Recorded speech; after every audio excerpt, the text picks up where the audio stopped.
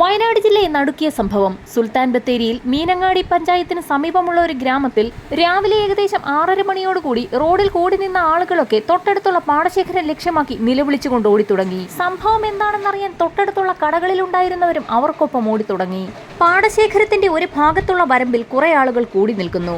ആൾക്കൂട്ടം കണ്ട ഭാഗത്തേക്ക് ഓടിയെത്തിയ നാട്ടുകാർ കണ്ടതാകട്ടെ നടുക്കുന്ന കാഴ്ച.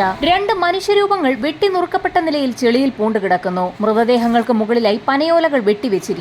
പാടശേഖരത്തിന് മറുകരയിൽ താമസിക്കുന്ന നാരായണൻ ചെട്ടിയും മകനുമായിരുന്നു അത്.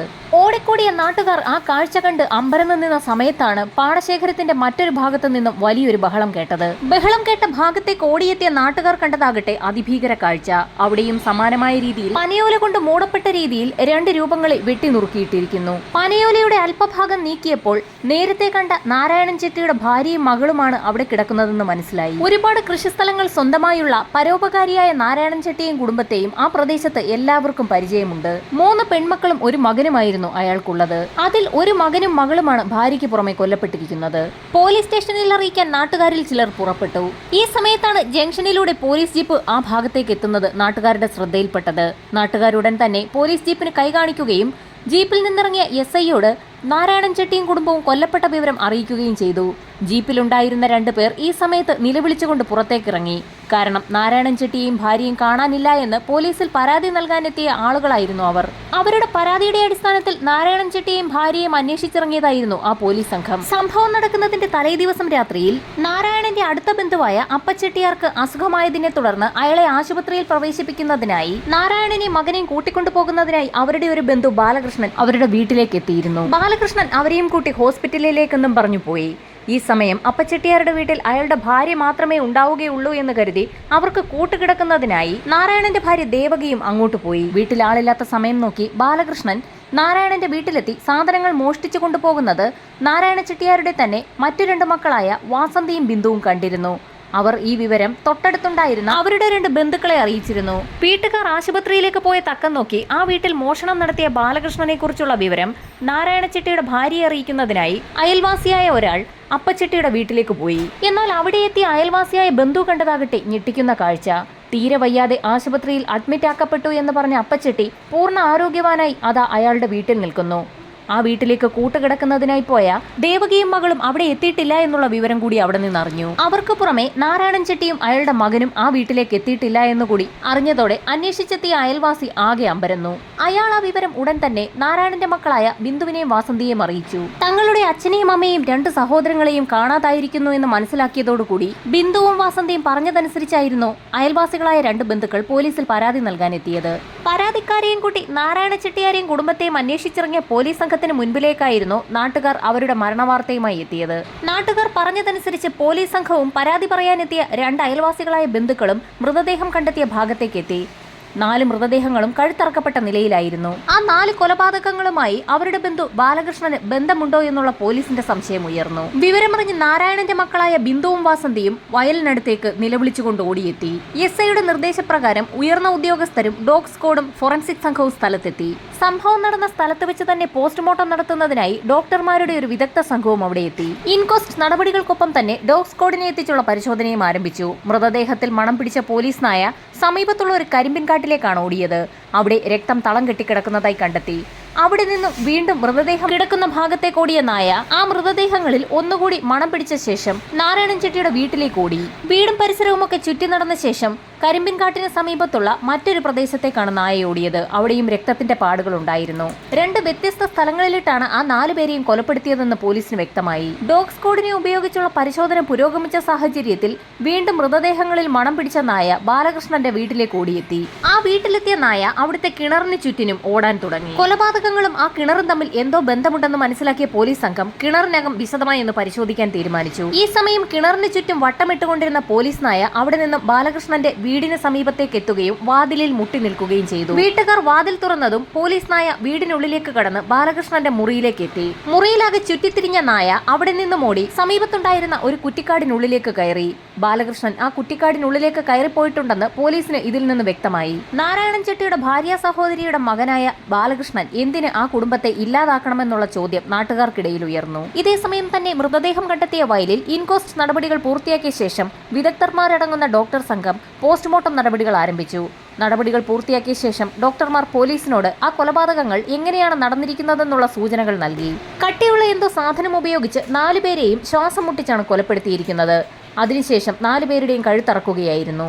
എന്നാൽ 4 പേരുടെയും മൃതദേഹങ്ങളിൽ ബലപ്രയോഗം നടന്നതിന്റെ ലക്ഷണമില്ലായിരുന്നു. 4 പേരെയും അപ്രതീക്ഷിതമായി കയറുപോലെയുള്ള എന്തോ സാധനം ഉപയോഗിച്ച് പിന്നിൽ നിന്നും അപ്രതീക്ഷിതമായി ആരോ കഴുത്തു വരിഞ്ഞു മുറുക്കി കൊലപ്പെടുത്തുകയായിരുന്നു. പ്രതി ബാലകൃഷ്ണൻ തന്നെയെന്ന് ഉറപ്പിച്ച പോലീസ് സംഘം ഡോഗ് സ്ക്വാഡിന്റെ സഹായത്തോടുകൂടി വനത്തിനുള്ളിൽ വിശദമായി തിരച്ചിൽ നടത്തി. ഒരു ദിവസം മുഴുവൻ അലഞ്ഞെങ്കിലും ബാലകൃഷ്ണനിലേക്ക് തിരിയുന്ന ഒരു തെളിവുകൾ പോലും പോലീസിന് ലഭിച്ചില്ല. ഇതേസമയം തന്നെ ബാലകൃഷ്ണനായി ഒരു സംഘം പോലീസുകാർ സുൽത്താൻ ബത്തേരിയിലും മീനങ്ങാടിയിലും തിരച്ചിൽ തുടർന്നിരുന്നു. വനത്തിൽ നിന്നും പുറത്തിറങ്ങുന്ന ബാലകൃഷ്ണൻ സ്റ്റേറ്റ് വിട്ടു പോകാൻ തന്നെ സാധ്യതയുള്ളതിനാൽ മുത്തങ്ങ ചെക്ക് പോസ്റ്റിലടക്കം പോലീസ് സംഘം വിശദമായി തിരച്ചിൽ നടത്തി. ഒരു വൻ പോലീസ് സംഘം തന്നെ കൽപ്പറ്റയിലും ബത്തേരിയിലുമായി എത്തി. 3 ദിവസം മുഴുവൻ കാട്ടിൽ തിരച്ചിൽ നടത്തിയെങ്കിലും ബാലകൃഷ്ണനെ കണ്ടെത്താനായില്ല. ഒടുവിൽ മൈസൂർ അതിർത്തിയിൽ വെച്ച് ഒരു കൂട്ടം പോലീസ് സംഘം ബാലകൃഷ്ണനെ കസ്റ്റഡിയിലാക്കി. ബത്തേരി പോലീസ് സ്റ്റേഷനിലെത്തിച്ച ബാലകൃഷ്ണനെ പോലീസ് സംഘം ചോദ്യം ചെയ്തു തുടങ്ങി. തനിക്കൊന്നും അറിയില്ല എന്നായിരുന്നു ബാലകൃഷ്ണന്റെ മറുപടി. എന്നാൽ പോലീസിന്റെ കർക്കശമായ ചോദ്യം ചെയ്യലുകൾക്കൊടുവിൽ പിടിച്ചു നിൽക്കാനാവാതെ ബാലകൃഷ്ണൻ പല കഥകളും പറഞ്ഞു തുടങ്ങി.